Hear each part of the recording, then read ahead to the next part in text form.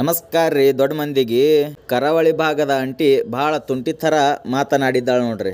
ಅವ್ರ ಪ್ರಕಾರ ಕಿಚ್ಚ ಸುದೀಪ್ ಅವರು ಜಾನ್ವಿ ಮತ್ತು ಅಶ್ವಿನಿ ಅವರಿಗೆ ದೊಡ್ಡ ಬಕೆಟ್ ಹಿಡಿದಿದ್ದಾರಂತ ಹೇಳಿದ್ದಾರೆ ಮತ್ತು ಕಿಚ್ಚ ಸುದೀಪ್ ಅವರಿಗೆ ಕೆಲವೊಂದು ಪ್ರಶ್ನೆಗಳನ್ನ ಕೇಳಿದ್ದಾರೆ.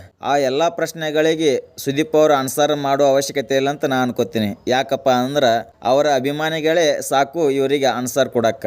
ಒಂದ್ಸಲ ಆ ಅಂಟಿ ಏನ್ ಹೇಳಿದ್ದಾಳಂತ ಪೂರ್ತಿ ಕೇಳ್ಕೊಂಡು ಬರ್ರಿ. ಅದಕ್ಕಿಂತ ಮುಂಚೆ ನಮ್ಮ ಯೂಟ್ಯೂಬ್ ಚಾನಲ್ ಯಾರು ಸಬ್ಸ್ಕ್ರೈಬ್ ಮಾಡ್ಕೊಂಡಿಲ್ಲ ಸಬ್ಸ್ಕ್ರೈಬ್ ಮಾಡ್ಕೋರಿ. ಹಾಗೆ ಬೆಲ್ ಐಕನ್ ಮೇಲೆ ಒತ್ತೋದು ಮರಿಬೇಡ್ರಿ. ಈ ವಿಡಿಯೋ ನಿಮಗೆ ಇಷ್ಟ ಆದ್ರೆ ಒಂದು ಲೈಕ್ ಕೊಡ್ರಿ. ನನ್ನ ಕ್ವಶನ್ ನೇರವಾಗಿ ಸುದೀಪ್ ಅವರಿಗೆ, 3 ವಾರದಿಂದ ಅಶ್ವಿನಿ ಗೌಡ ರಕ್ಷಿತನಿಗೆ ಸ್ಲಮ್ ನಿಂದ ಬಂದವಳು, ಅವಳ ಲೆವೆಲ್ಗೆ ನಾವು ಹೋಗಿ ಮಾತಾಡ್ಲಿಕ್ಕೆ ಆಗುದಿಲ್ಲ, ಎಸ್ ಕೆಟಗರಿ ಇಡಿಯಟ್, ಗಂಡಸರ ಕೈ ಹಿಡ್ಕೊಂಡು ಹೋಗಿ ರೂಮಲ್ಲಿ ಕುತ್ಕೊಂಡು ಮಾತಾಡ್ತಾಳೆ, ಮ್ಯಾನಿಪುಲೇಟ್ ಮಾಡ್ತಾಳೆ ಅಂತೇಳಿ ನಿಮ್ಮದೇ ಮಗಳ ವಯಸ್ಸಾಗಿರ್ಬೋದು, ಆ ವಯಸ್ಸಿನ ಹುಡುಗಿಗೆ ಒಂದು ಕತ್ತೆ ಏಜ್ ಆದಂತ ಈ ಹೆಂಗಸು ಹೇಳುವಾಗ ನಿಮ್ಮ ಪಿತ್ತವೇ ನೆತ್ತಿಗೆ ಇರ್ಲಿಲ್ಲ. ಅದು ಯಾಕೆ ನಿಮ್ಮ ಪಿತ್ತ ನೆತ್ತಿಗೆ ಏರ್ಬೇಕಿತ್ತಲ್ಲ, ಹಾಗೆ ಯಾಕೆ ನಿಮ್ಮ ವಾಯ್ಸ್ ಆರೋಗೆಂಟ್ ಆಗಿ ಬರ್ಲಿಲ್ಲ? ಆಗ ನಿಮ್ಮ ವಾಯ್ಸ್ ಬಹಳ ಸಾಫ್ಟ್ ಆಗಿತ್ತು. ಅಷ್ಟು ಕೆಟ್ಟದಾಗಿ ಮಾತನಾಡುವಾಗ ರಕ್ಷಿತ ಅಂತದೆಂತ ತಪ್ಪು ಮಾಡಿದ್ಲು, ಅಂತದೆಂತ ವಾರ ಇಡೀ ತಪ್ಪು ಮಾಡಿದಾಳು, ಅವಳಿಗೆ ನೀವು ಅಷ್ಟು ಜೋರಾಗಿ ಬೈಲಿಕ್ಕೆ? ನಿಮ್ಮ ಪಿತ್ತ ಅಶ್ವಿನಿ ಗೌಡ 3 ವಾರದಿಂದ ಮಾಡಿದ್ದನ್ನು ರಕ್ಷಿತ ಶೆಟ್ಟಿ ಮಾಡ್ಲಿಲ್ಲ. ನಿಮ್ಮ ಪಿತ್ತ ಆಗ ನೆತ್ತಿಗೆ ಇರ್ಲಿಲ್ಲ, ಈಗ ಯಾಕೆ ನೆತ್ತಿಗೆ ಇರುದಿದ್ರೆ? ರಕ್ಷಿತ ಬಡವರ ಮನೆ ಮಗಳು, ಅಶ್ವಿನಿ ಗೌಡ ಕೋಟ್ಯಾಧಿಪತಿ.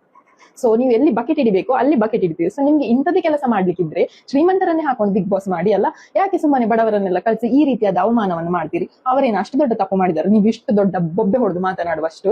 2ನೇ ಪ್ರೋಮೋದಲ್ಲಿ ಜಾನ್ವಿ ಮತ್ತೆ ಅಶ್ವಿನಿ ಅವರಿಗೆ ಬೈವಾಗ ನಿಮ್ಮದು voice very slow and sweet ಉಂಟು. ಬೈತಾ ಇದ್ದೀರಿ, ಅದು ಬೈವ ಹಾಗೆ ಇಲ್ಲ. ರಕ್ಷಿತನಿಗೆ ಫುಲ್ ರಗಡಲ್ಲಿ. ಯಾಕೆ ಬಡವರ ಮಕ್ಕಳ ಜೊತೆಯಲ್ಲಿ ಆಟ ಆಡ್ತೀರಾ? ನಾಚಿಕೆ ಆಗುದಿಲ್ವಾ ನಿಮ್ಗೆ? ನಿಮ್ಮದೇ ಏಜಿನ ಹುಡುಗಿ, ನಿಮ್ಮದೇ ಮಗಳ ಏಜಿನ ಅದಾಗಿರ್ಬೋದು, ಅವಳಿಗೆ ಅಷ್ಟು ಅಸಹ್ಯವಾಗಿ ಮಾತಾಡುವಾಗ ಸಹ ನಿಮ್ಮ ಟ್ಯೂನ್ ರೈಸ್ ಆಗ್ಲಿಲ್ಲ. ನಿಮ್ಗೆ ಸತ್ಯ ಹೇಳ್ತಾ ನಿಮ್ಗೆ ನಾಚಿಕೆ ಆಗುದಿಲ್ಲ? ನೋಡುದಿಲ್ವಾ ಸೋಷಿಯಲ್ ಮೀಡಿಯಾ ಇಷ್ಟೆಲ್ಲ ಜನರು ಹೇಳ್ತಿದ್ದಾರೆ, ನಿಮ್ಮ ಬುದ್ಧಿಗೆ ಹೋಗುದಿಲ್ವಾ? ನಿಮ್ಮ ಫ್ಯಾನ್ಸ್ ಇಷ್ಟೆಲ್ಲ ಹೇಳ್ತಿದ್ದಾರೆ, ಅದು ಸಹ ನಿಮ್ಮ ಬುದ್ಧಿಗೆ ಹೋಗುದಿಲ್ವಾ? ಯಾಕೆ ನೋಡ್ಬೇಕು ನಾವು ಎಪಿಸೋಡ್? ಇವತ್ತಿನ ಎಪಿಸೋಡ್ ಅನ್ನು ನಾನು ನೋಡ್ತಾ ಇಲ್ಲ, ಅಷ್ಟು ಅಸಹ್ಯವಾಗಿ ಉಂಟು. ಅಷ್ಟು ಅಸಹ್ಯವಾಗಿ 3-4 ವಾರದಿಂದ ಆಡಿದವಳಿಗೆ ಸಪೋರ್ಟ್ ಕೊಡೋದಲ್ಲದೆ ಎಂತ ಕರ್ಮದ ಚಪ್ಪಾಳೆ ಕೊಟ್ಟಿದ್ದೀರಿ ಹೇಳಿ ಸುದ್ದಿ ಬರ್ತಾನೆ. ಚಪ್ಪಾಳೆ ಕೊಟ್ರೆ ನಿಮ್ಮ ಯೋಗ್ಯತೆ ಅಲ್ಲೇ ಗೊತ್ತಾಗ್ತದೆ. ಅಂಟಿ ಮಾತಾಡಿದ್ದು ಕೇಳಿದ್ರ ಅನ್ಸುತ್ತ. ಅಂಟಿ ಕೇಳಿರುವ ಪ್ರಶ್ನೆಗಳಲ್ಲಿ ಸ್ವಲ್ಪ ಅರ್ಥ ಅದ.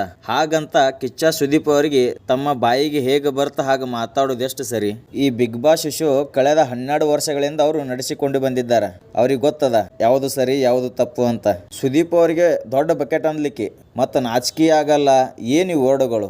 ಅವರು ಕಿಚ್ಚ ಸುದೀಪ್ ಕರ್ನಾಟಕದ ಭಾಷೆ ಈ ಸ್ಟೇಜಿಗೆ ಬರ್ಬೇಕಪ್ಪ ಅಂದ್ರೆ ಕಳೆದ 28-30 ವರ್ಷಗಳಿಂದ ಸತತವಾಗಿ ಕೆಲಸ ಮಾಡ್ಕೊಂಡು ಬಂದಿದ್ದಾರೆ.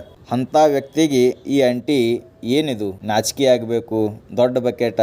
ಅಂಟಿ ಬರೇ ನೈಟಿ ಹಾಕ್ಕೊಂಡು ಮಾತಾಡಳತ್ ನಾ ಅನ್ಕೊಂಡಿದ್ದೆ, ಬಟ್ ಆಕಿ 90ನೂ ಹೊಡೆದಾಳ. ಈ ಅಂಟಿ ಕೇಳಿರುವ ಕೆಲವು ಪ್ರಶ್ನೆಗಳು ಎಷ್ಟು ಸರಿ? ಅವ್ರ ಬಗ್ಗೆ ಮಾತಾಡೋದು ಎಷ್ಟು ಸರಿ? ಇದ್ರ ಬಗ್ಗೆ ನಿಮಗೆಲ್ಲ ಏನು ಅನ್ಸುತ್ತೆ ಎಂಬುದು ಕಮೆಂಟ್ ಮಾಡಿ ತಿಳಿಸ್ರಿ. ಕಮೆಂಟ್ ಬಾಕ್ಸ್ ನಿಮಗೋಸ್ಕರ ಖಾಲಿನೇ ಅದ. ನಂಗಂತರೂ ಈ ಅಂಟಿ ಮಾತು ಕೇಳಿ ಭಾಳ ಬೇಜಾರಾಯಿತು. ಯಾಕಪ್ಪ ಅಂದ್ರೆ ಸುದೀಪ್ ಅವರು ಎಷ್ಟು ಕಷ್ಟಪಟ್ಟು ಈ ಸ್ಟೇಜಿಗೆ ಬಂದಿದ್ದಾರೆ. ಅವರಿಗೆ ಈ ಥರ ಮಾತಾಡೋದು ಸರಿಯಲ್ಲ. ಇದು ತಿಳ್ಕೋಬೇಕು ಆ ಆಂಟಿ. ಎಲ್ಲ ಕಿಚ್ಚನ ಅಭಿಮಾನಿಗಳು ಆಕೆಗೆ ಉತ್ತರ ಕೊಡಲೇಬೇಕಾದ ಸಂದರ್ಭ ಇದು. ಈ ಸಂದರ್ಭದಲ್ಲಿ ನೀವು ಸುಮ್ಮ ಕೂತ್ರ ನೀವು ಅಭಿಮಾನಿಗಳೇ ಅಲ್ಲ. ಈ ವಿಡಿಯೋ ಬಗ್ಗೆ ನಿಮ್ಗೆ ಏನು ಅನಿಸುತ್ತೆ ಅಂಬೋದು ಕಮೆಂಟ್ ಮಾಡಿ ತಿಳಿಸ್ರಿ. ಹಾಗೆ ಈ ವಿಡಿಯೋ ನಿಮ್ಗೆ ಇಷ್ಟ ಆದ್ರೆ ಒಂದು ಲೈಕ್ ಕೊಡ್ರಿ. ಇನ್ನು ನಮ್ಮ ಯೂಟ್ಯೂಬ್ ಚಾನಲ್ ಯಾರು ಸಬ್ಸ್ಕ್ರೈಬ್ ಮಾಡ್ಕೊಂಡಿಲ್ಲ ಸಬ್ಸ್ಕ್ರೈಬ್ ಮಾಡ್ಕೋರಿ. ಹಾಗೆ ಬೆಲ್ ಐಕಾನ್ ಮೇಲೆ ಒತ್ತದ್ದು ಮರಿಬೇಡ್ರಿ. ಮತ್ತೆ ಸಿಗೋಣ ಮುಂದಿನ ವಿಡಿಯೋದಲ್ಲಿ. ಧನ್ಯವಾದಗಳು.